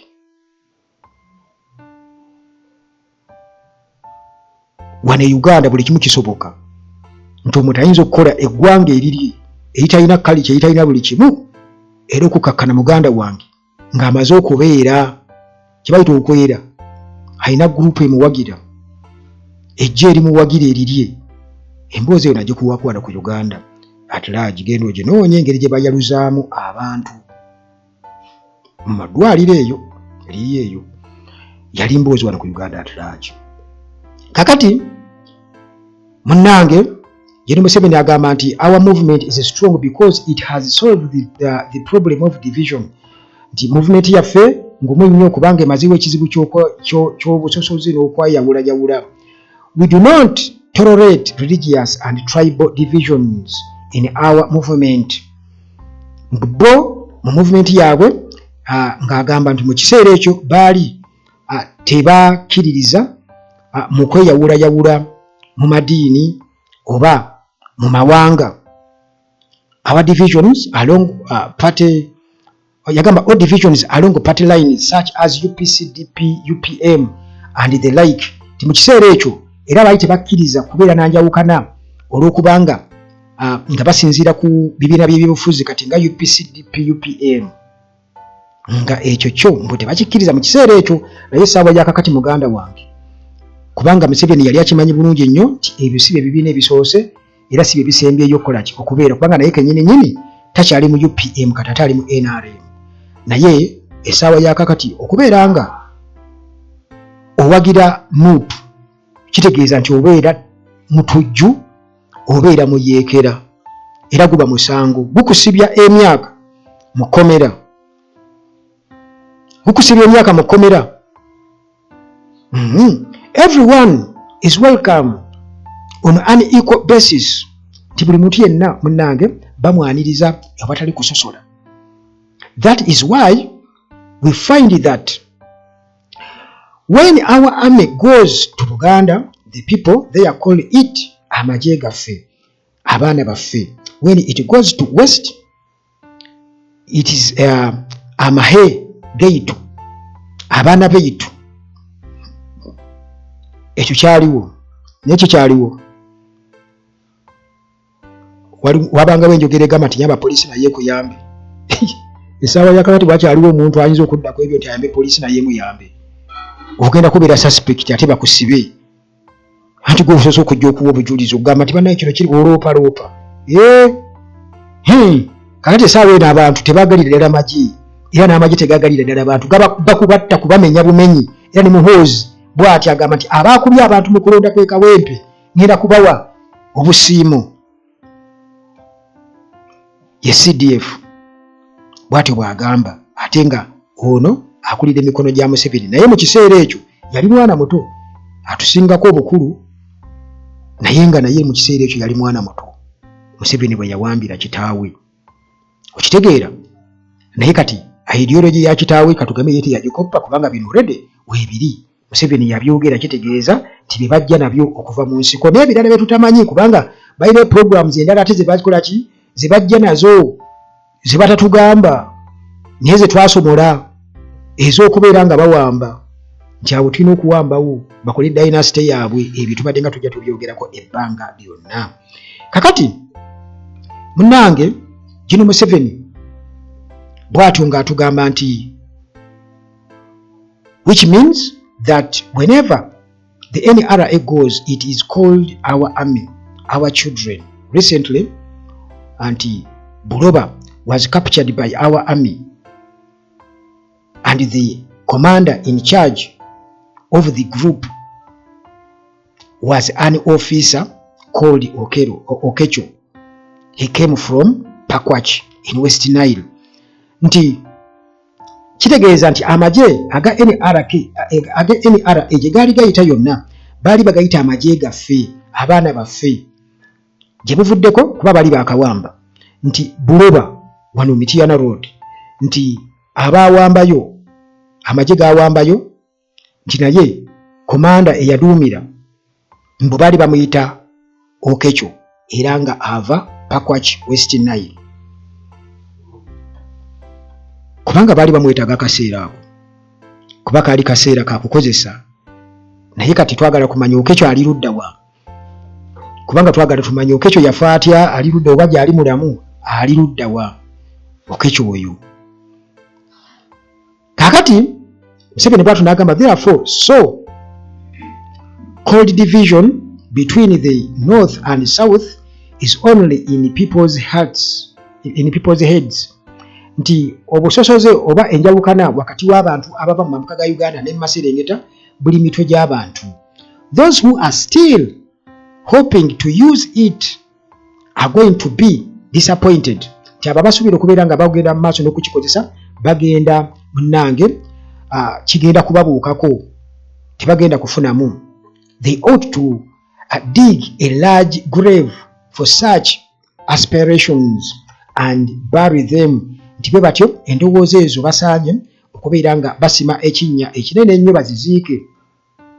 Masindi was captured by our soldier led by Peter Kerim. Nti Masindi eyagiwamba amagye gagiwamba naye nga eyali komanda yali Peter Kerim. He too is from West Nile. Dr. Ronald Batta here is who is from Madi, has been our director of medical services for all these years in the bush. Nti Dr. Ronald Batta mbu ava Madi mu kiseera ekyo kati yali ayogera nti yali ava Madi era nti ye yali director ow'ebyobujjanjabi ebbanga lyonna lye bamaze mu nsiko. Essaawa zino Dr. Kizza Besigye yali Dr. wa Museveni ali luddawa? Ali luddawa? Kubanga twagala kuprovinga facts nti ddala Obote kye yayogera kituufu. Museveni ebigambo byayogera bw'aba ayogedde amazima agogera by mistake. Tuli ku inaugural speech ya General Museveni, speech gye yasooka okwogera kwe nga bamulayiza wali ku parliament January nga 1986, myaka 40 gyakayitawo.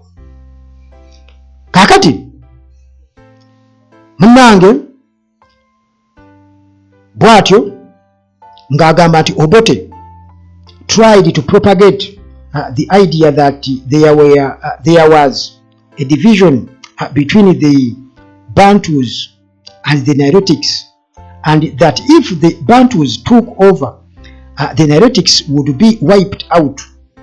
We have, however, opposed him. However, we captured soldiers from Acholi, Lango, and elsewhere. We would treat them well and then release them.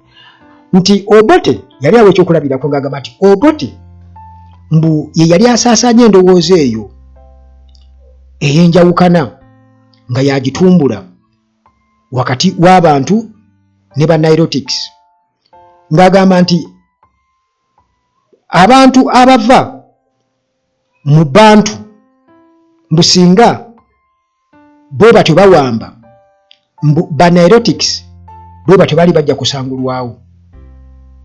Era n'agamba nti ekyo bakiwakanya kubanga mbu bwe bakwatanga abasirikale okuva mu Acholi, Lango n'ewalala mbu babayisanga bulungi oluvannyuma ne babata. Ne waliwo bwe batugamba Kagame bwe yakuba amasasi, Museveni yasanga babakubye amasasi. Kyebiri ebyo. Kakati munnange ng'agamba nti Obote would be surprised and he would ask where you really captured, did you see Museveni? Where you really captured, did you see Museveni? Nti nga Obote abera surprised, abuuza nti ddala kituufu baakukwata n'olaba Museveni? Nti were you not really beaten? Nti tebaakukuba? Munnange ng'agamba nti once we captured the police commander of Masindi, a man called Gala, mbu I took him and another man called Epigo, also from Masindi. When we released them and Epigo got back to Obote, Obote did not like what Epigo had to say. Mbu bwe baakwata Masindi commander wa police musajja ayitibwa Gala, mbu waliwo n'omulala ayitibwa Epigo okuva Masindi ne babata, but Epigo yagenda Obote, mule Obote teyagala ki Epigo kye yali amugamba, that the National Resistance Army was not a tribal army as the Obote government had been trying to make out. So Obote locked Epigo up in Luzira maximum security prison because he did not want to hear the truth about our movement at army. Kati Epigo amaze ogamba Museveni nti tali tribal era yabata. Epigo yakwatibwa n'asibwa, Obote yanyiga bunyiizi n'amukwata n'amusiba. Naye olwedde bye tulina biraga nti obusosoze ne mu nsiko bwaliyo nga batugamba nti abo abaali mu layini ya Museveni mu ggwanga baasoosowazibwanga ebyo biri mu bitabo, era akatabo ke nabasomeramu wano aka Betrayed by My Leader ak'omugenzi akomugenzi Kazora byonna birambike muli bulungi nnyo kuba nabibasomera. Kakati ensonga eyo munnange ey'obusosoze ne mu nsiko already obusosoze bwali gibuli. Kati okukwata amagye g'obote n'ogatanga oyagala okikolera mu kamera abantu bakirabe mbu bategeere mbwogeza okukulongosa ekifaananyi already ekiri munda. Kati essaawa eno ekiriwo kiki mu magye ekiri mu ggwanga kiki mu myaka 40 obusosoze bungi nnyo emirimu bagigabira ku mawanga n'ebirala. Museveni yatugamba nti abantu bali be baba basinze okusoma be bali mu qualified kubanga jjukira nti olutalo olw'okusomesa we luli. Somesa abantu bo baleete bano bajje boteekawo bali kyekibaddengawo ebbanga lyonna era okuleeta bali abapoliisi n'abalala okubajja ndi mujje tukolere wamu bano be yajja nabo ne babazaayo okusoma baamala okusoma bano ne bajja ne bagoba. Kati kyekigenda mu maaso ne mu ggwanga lyattu Uganda nti ojjagenda okwesanga nti emirimu gyonna gitwaliddwa abantu ab'ekikula ekimu. Awo nvuddewo kakati munnange. Kakati Museveni alina ensonga enkulu gy'ayogera ku nsonga eno newadde omulimu naye omulimu munene kubanga nga bwe mpoga nti oluzungu lulumya enjala wenjogerera enjala kati ennuma obansooka endye ku mmere naye kaŋŋende mu maaso kubanga teri kuzikiza. Kakati munnange bw'atyo Museveni agamba in politics we have also got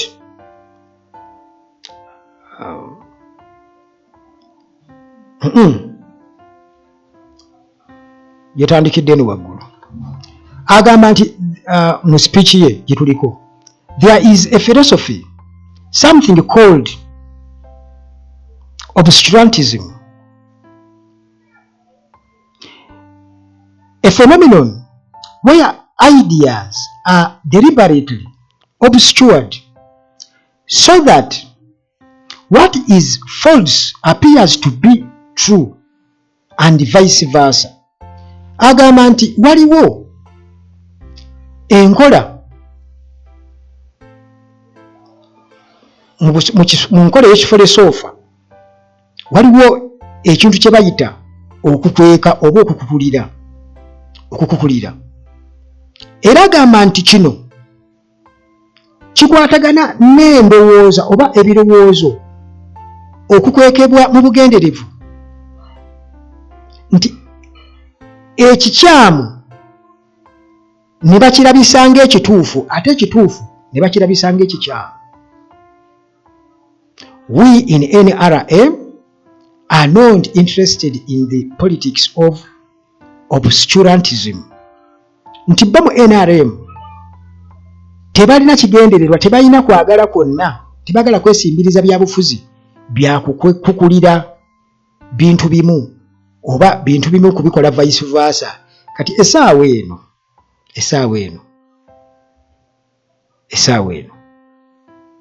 Museveni ayagala nnyo enguzi okugifuula nti eririgo ntuufu era agiwa ewatali kukola ki era ayagala nnyo okukakasa nti gwe nga gwe munnansi tolina kulwanirira ddembe lyo, tolina kwogera ku security, tolina kwogera ku byabufuzi, mukole emirimu gyammwe mubiveeko ebyo temwogera ku politics.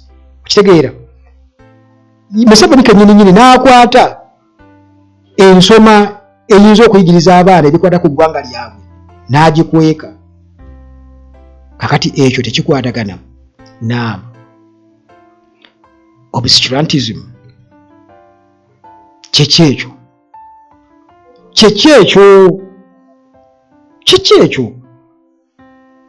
just science wa Museveni bw'ati kwabagirira ati kubanga temusobola kubeera nga ate mutunuulira oba muwuliriza biki bye yayogera, biki bye bazze bamwogera ku biki byazze atuyisaamu, tulagawa bigambo bya Museveni. Munnange Museveni nga bw'ati atutegeeza nti we want to get to the heart of the matter and find out what the problem is. Being a leader is like being a medical doctor. A medical doctor must diagnose his patient's disease before he can prescribe treatment.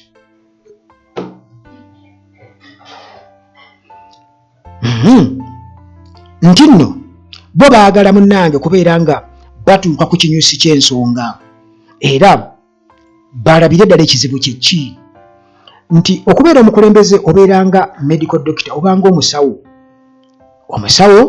alina okusooka okwekenneenya okukebera omuntu ddala obulwadde ky'obumuluma oluvannyuma n'alyoka amuwa eddagala. Kati Museveni yakizuula nti okumala okubeekenneenya mmwe ekizibu kyammwe kyali ki? Kwebaka kutulo, mwako waddukadduka n'abawa otulo ne mwebaka era n'atakubaga temwebaka kutulo mmwe era bannaffe bawangaalira nnyo ku kintu ekyo, twebaka kutulo twebaka kutulo. Okitegeera amaze okudiagnosinga obulwadde bwammwe abutegedde nti kati muzzemu kye bayita fiya. Okitegeera kakati essaawa eno bagezaako kulaba nti kati bakiteeka mu baana kubanga tebabimanyi tebabiwuliranga nako ebyatwebaka kutulo simanya biki simanya. Kati olwo n'alyoka abateeka mu bwavu obw'ekika ekyenjawulo ne yeerabira nti ekijja omuyeekera mu nsiko ebeera njala. Abantu nga bamaze okwebaka otulo bazukuka enjala ebaluma. Kati abantu bazukusa enjala ebaluma kitegeeza alina kukozesa force kubanga olwedde abantu baludde mu mbeera ey'enjala. Kitegeera waliwo olugero lwagamba Sevusiru Bwanjoka kakati bo balowooza nti bajja kikola kibe kya lubeerera ne beerabira nti muganda wange ekijja omuyeekera mu nsiko ebeera njala. Kati abantu bayala munnange gwe ne boofuga abantu ebbanga lyonna nabo baagala beekwatiremu mu nsonga yo nabo baagala kale nabo bakwatemuuko gwate gwe wekka gwe famire ye yokka. Ekyo yakyerabira muganda wange tiwagenda kubaawo gaps wagenda kubaawo vacuum. Kakati bw'atyo ng'atugamba ti similarly a political leader must diagnose currently the ills of society. A doctor who does not diagnose his patient's disease adequately is nothing but a quack. Nti mu ngeri y'emu munnabyabufuzi oba omukulembeze bw'atyo alina okusooka okwekenneenya ddala biki ebiri mu society, bulwadde ki obwa society. Awa Museveni amaze okwekenneenya obulwadde obuli mu society era naga ati dokita yenna atasobola kubeera ng'asobola okwekenneenya obulwadde obw'omulwadde oba obulwadde obuli mu mulwadde we, kitegeeza nti oyo abeera tali qualified, talina bukugu, he's a quack. Kakati bw'atyo Museveni n'agamba nti in politics we have also got quacks and Uganda has had a lot of political quacks over the past 2 decades also. Nti mu byabufuzi era tulina abantu abatalina bukugu, abantu bakiremwa, era Uganda erina ba political failures bangi nnyo mu myaka egiyise emabega. Bw'atyo n'agamba nti I also want to talk about cooperation with other countries, especially our region, our weakness in Africa. Museveni bw'atyo yali ayogera, kati ng'ayogera ku regional cooperation, naye awo saagala kugendawo nnyo, njagala mbuukewo kubanga bino nga biyinza okutuleetera okwenebolingo okudiwulupinga area ali. Kakati munnange Museveni bw'atyo ng'atugamba nti oba nkuyitiremu kubanga Museveni yabyogera ate nga neewaddeyo mbyogere ebigambo bya Museveni nti bw'aba abiwuliriza ayinza okugamba nti nga wayogeddeko bino byokka nga tewayogedde ku regional cooperation nga bwe nabyogera Uganda at large ompalana ate nga simuwalana naye abeera alimba mba muwalana ki siinaku kye muwalanako. Kakati Museveni bw'atyo agamba twogera ku regional corporation agamba originally we had an East African market but it was messed up with the excellencies and honorable ministers. Nti okusooka twalina akatale ka East Africa naye kano kakyakananyizibwa nti ab'ebitiibwa ne ba honorable ministers era abemba ba parliament ne ba honorable ministers agamba nti it will be a cardinal point in our program to ensure that we encourage cooperation in economic matters, especially in transport and communication within the East African region. Nti mutandiko twalina akatale ka East Africa naye ba honorable ministers ne ba excellencies bakonoona era n'agamba nti kiba ky'amakulu nnyo nsonga y'amakulu nnyo mu programu yaabwe okubeera nga bakakasa nti bakiteekako essira okubeera nga bateekawo enkwatagana mu byenfuna naddala mu byentambula ne mu byempuliziganya mu region eya East Africa. This will enable us to develop this area. We want our people to be able to afford shoes. Ensonga enkulu mbanzirekayo just because nti nga bembagambye tuyinza lukolaki lulumya enjala. Kakati agamba nti this will enable us to develop this area. We want our people to be able to afford shoes. Nti kino kijja tuyamba okukulaakulanya kyali kyakuyamba okukulaakulanya ekitundu kyaffe era twagala abantu baffe basobole okubeera nga beegulira engatto kati nga bw'onoogamba nti twagala abantu baffe basobole okubeera nga buli omu addayo eka n'akaveera kati ye yakireetera mu ngatto to be able to buy shoes kugamba nti buli omu asobola okubeera nga yeesobola ate singa alinawo kasente mu nsawo kye yali ategeeza yakyogera mu ngeri ya kiferesoofa. Kakati agamba the honorable excellence who is going to the United Nations in executive jets agamba nti abakungu ab'ebitiibwa abagenda mu America nga bagendera mu nnyonyi ez'abakungu but has a population at home of 90% walking barefoot is nothing but a pathetic spectacle.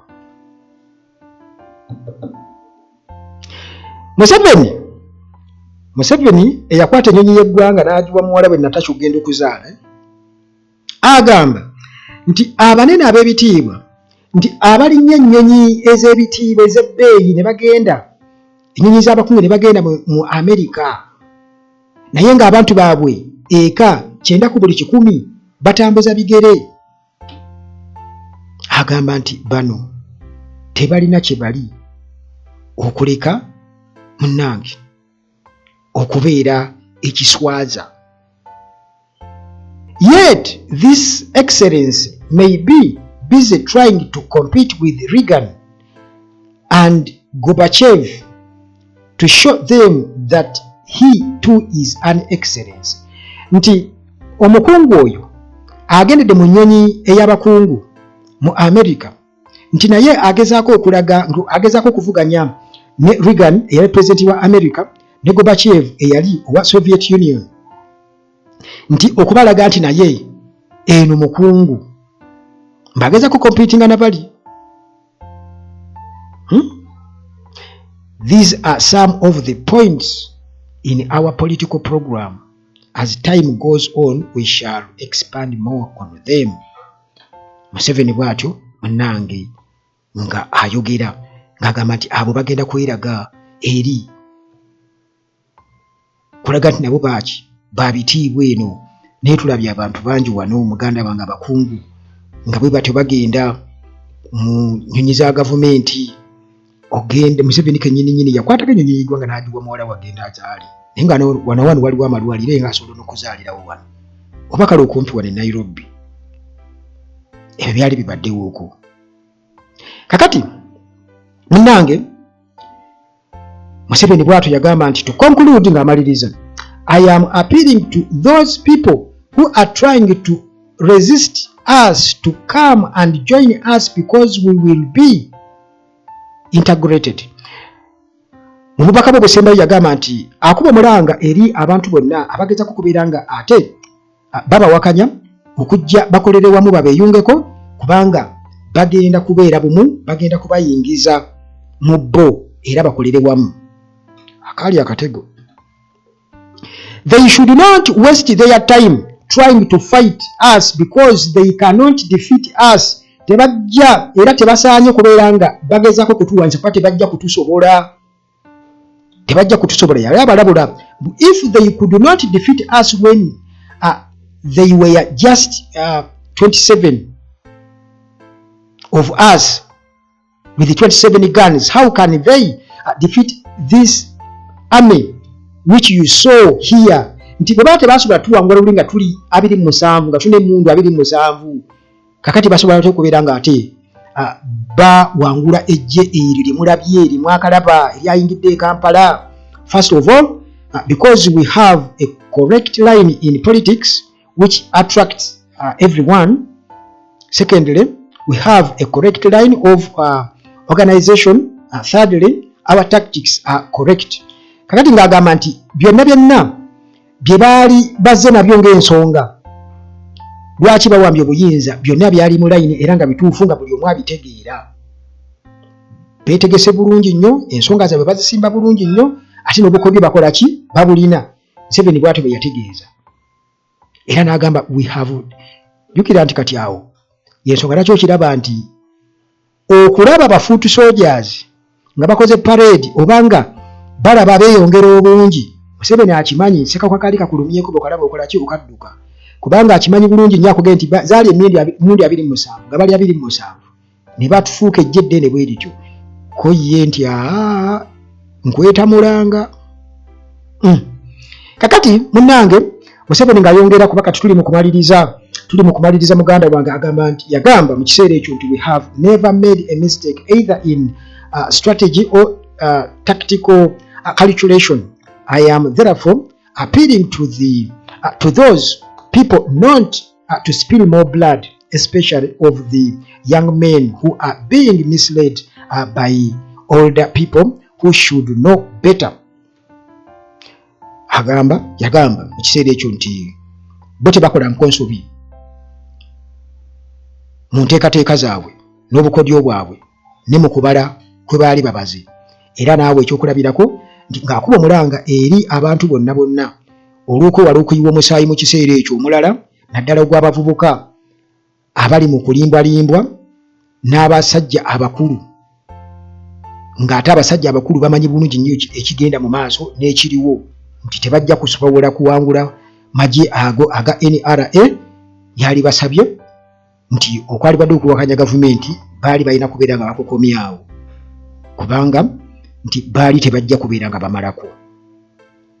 Kati olwo ebyo byonna ne bibeeraawo nti nga bw'alabulaawo kitegeeza nti yali ategeeza nti bajja kubeerawo ebbanga lyonna tebalivaawo era ejje ligenda kubeera nga lyongerwamu amaanyi nga liteekemu abantu ab'enzikiriza ezimu nti Uganda kitegeeza nti kati bo baawamba entebe baagitwala ya famire emu era ng'alabula yenna eyeyimba mu ntebe nti temujja kusobola nti kubanga ffe twajja tumazeeko. Ekyo kibuuzo muganda wange kyenkulekedde naye nga bibadde bigambo bya Museveni ebadde speech gye yasooka okuwa nga yakawamba era ng'ali mu kulayizibwa wali ku palamenti nnaku z'omwezi 29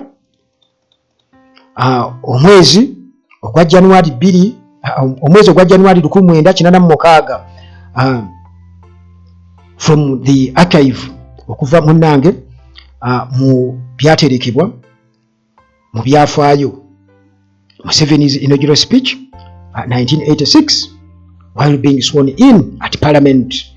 Kale munnange bwentyo bwendabise era ngenda kubeera nga nkoma wano ebadde emboozi mpanvuwanvu naye nga njagadde okubeera nga tugikubamu ttooki kubanga tetwagala kuleka jjinjala limu nga sirivunule ate nga munnange nabagamba nti bw'oba yagala okutegeera omuntu buwuliriza byakola ki byayogera ojja kusobola okutegeera. Kati wano ku Uganda Teraje engeri gyeri enkola yaffe nti tulireetinga ebyaliwo ebiriwo n'ebyo ebirijja nti ebintu nga bino bikulu nnyo okusobola okukakasa ensonga nti ddala oba tekyeyogera kituufu Museveni okwogera amazima agoogera by mistake, agogerera mu nsobi gamusimatuka busimatusi. Bye yayogera nga bw'obiwulidde bwe biri essaawa eno oba byasembezaayo bye bituufu nti bo bajja nga kiddo tebaligenda kuvaawo, kitegeeza nti omuntu yenna abeesimbamu agenda kubeera smashed oba bwe kityo bwe kiri. Kale munnange yebadde emboozi yaffe essaawa eno wano ku Uganda At Large nga bulijjo. Nsigadde ndi Uganda At Large mu mikwesese. Mukama Katonda akuume.